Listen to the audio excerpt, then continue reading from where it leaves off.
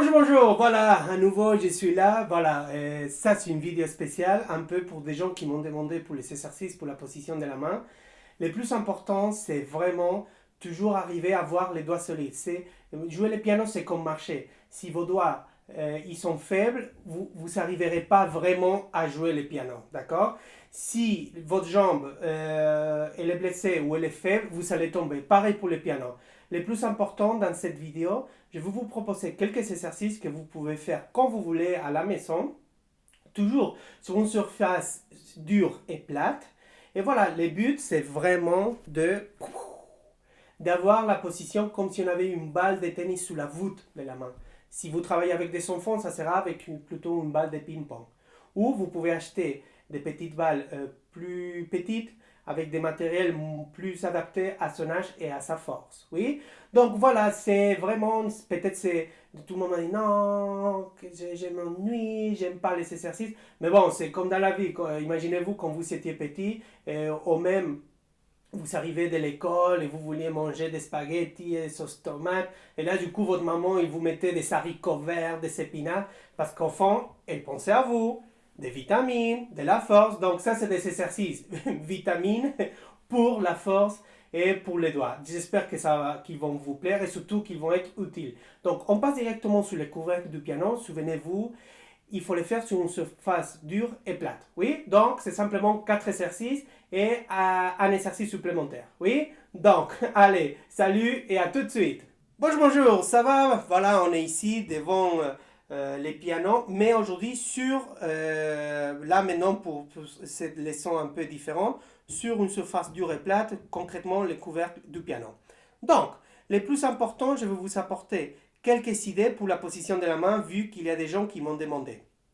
Donc, je vais vous apporter 2 exercices supplémentaires qu'on va faire tout de suite. Donc, le plus important, déjà, c'est sentir que la main, euh, qu'on a une balle de tennis sous la voûte de la main.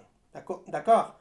Donc, premier exercice supplémentaire, c'est vraiment, c'est l'initiation. Vous allez sentir que le départ des doigts est juste là. Deuxième, il est là. 3. L'origine des doigts n'est pas là, c'est là. Un, 2, 3, tac.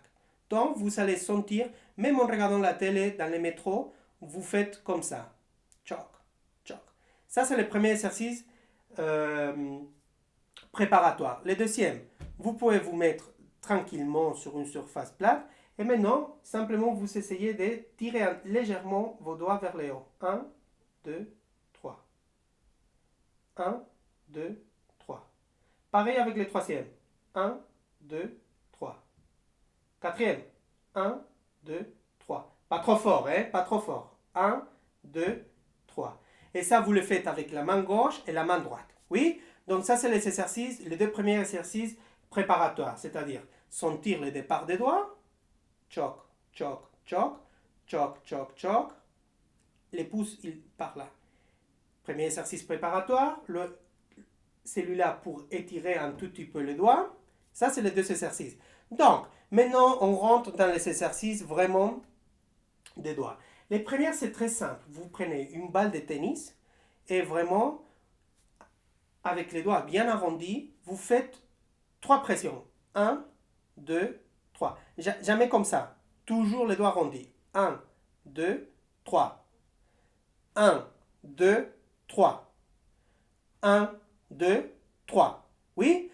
Si vous avez des enfants, vous pouvez acheter une balle plus petite ou vraiment faire avec un autre matériel. Donc ça, c'est le premier exercice que même à une époque, moi, j'avais toujours une balle avec moi dans la poche et je faisais comme ça dans les métros chaque fois que j'avais un déplacement. Comme ça, j'ai gagné beaucoup de heures de travail.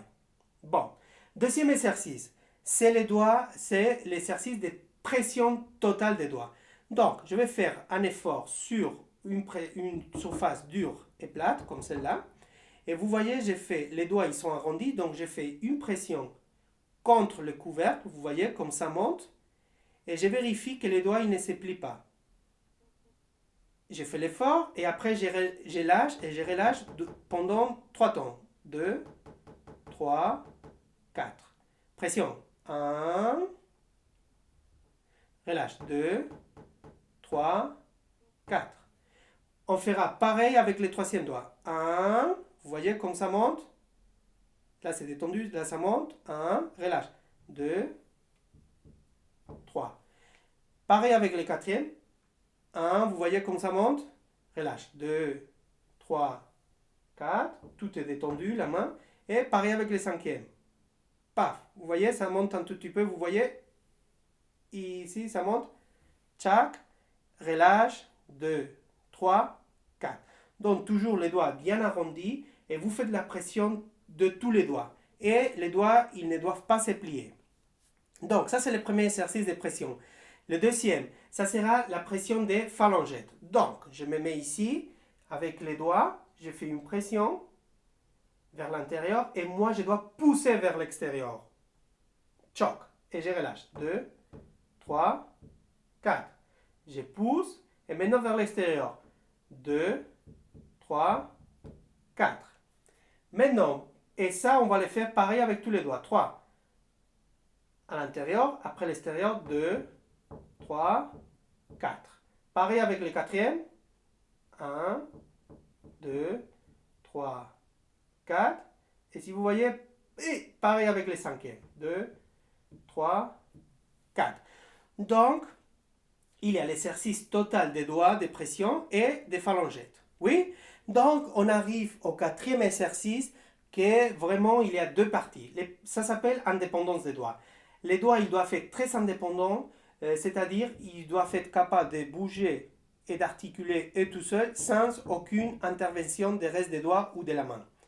Donc, le premier exercice, c'est très simple. Vous faites 1, 2, 3. Vous articulez 3 fois chaque doigt. 1, 2, 3. Quatrième. 1, 2, 3. Attention, le quatrième, c'est un doigt délicat parce que si vous regardez, je ne sais pas si vous avez vu, le quatrième doigt et le troisième doigt partagent un tendon. Donc du coup, ils sont les mêmes tendons. C'est pour ça que le quatrième, il se lève simplement ça. Les deux, il peut faire ça, le troisième aussi, le cinquième ça, mais pas le quatrième. D'accord? Donc du coup, après, une fois qu'on a fait le quatrième, on fera le cinquième. Donc ça, c'est simple. Maintenant, l'exercice qui est terrible, c'est faire les combinaisons. C'est-à-dire, on fait 2, 4. Au moment que le deuxième touche le couvercle, je lève le quatrième. Au moment que le quatrième touche le couvercle, je lève le deuxième, sans aucune intervention des restes des doigts. Vous allez voir, ça paraît très simple, très bête, mais vous, c'est sûr que vous ne serez pas capable. Ça prend beaucoup de temps à avoir des doigts très indépendants. Tac, tac, tac, tac, tac, tac. D'accord? Donc, les combinaisons terribles sont 2 et 4, 3 et 5, 3 et 5, 3 et 5, et après 4 et 5, 4 et 5, 4 et 5. Et ça, vous le faites avec main gauche et main droite. D'accord? Donc, récapitulons. Très simple. Premier exercice préparatoire, on fait comme ça pour sentir le départ des doigts. Deuxième exercice, on étire un tout petit peu les doigts. Choc, choc, choc. 1, 2, 3. 1, 2, 3. Ça, c'est l'exercice préparatoire. Premier exercice. On fait la pression des doigts totale contre le couvercle sans que les doigts ne se plient pas. Choc, vous voyez? On fait 1 et je relâche. 2, 3, 4. Donc, pareil avec deuxième, troisième, quatrième, cinquième, de main gauche et main droite. Deuxième exercice, deuxième exercice de pression, c'est la phalangette. Je fais comme ça et vous poussez vers l'extérieur. 2, 3, 4. Effort pendant un temps et après, je relâche sur le deuxième, troisième et quatrième temps. Après, autre exercice, c'est l'indépendance des doigts. 1, 2, 3, 1, 2, 3, 1, 2, 3. Et après, vous faites les combinaisons terribles. 2 et 4, 2 et 4, 3 et 5, 3 et 5, 4 et 5. Oui? Et aussi, celui-là, c'est très important et très intéressant. Sentir avec la balle, on fait pression. 1, 2, 3, on se détend. 1, 2, 3, et on se détend. Oui? Voilà, écoutez, c'est tout. J'espère que ça va être utile. Vous pouvez le faire en dehors du piano, quand vous êtes en train de regarder la télé, d'écouter la radio, dans le métro, comme vous voulez. Oui? Bah écoutez, j'espère que ça va être utile, que ça vous a plu. Et voilà, ça c'est des exercices comme maman et papa, ils nous donnaient des haricots verts pour notre santé et pour les vitamines. Donc c'est des exercices pour la santé physique du pianiste, d'accord? Donc écoutez, travaillez bien, bon dimanche et on se voit la semaine prochaine. Allez, salut! Bon, voilà, c'était pas difficile, non? Bon, il y avait les 4 exercices sur les couvercles, les exercices de pression, d'indépendance, avec la balle de tennis, choc, choc, choc. Et après, souvenez-vous cet exercice un peu supplémentaire que vous pouvez, simplement pour étirer un tout petit peu les doigts, pas trop fort évidemment, vous étirez un peu les doigts.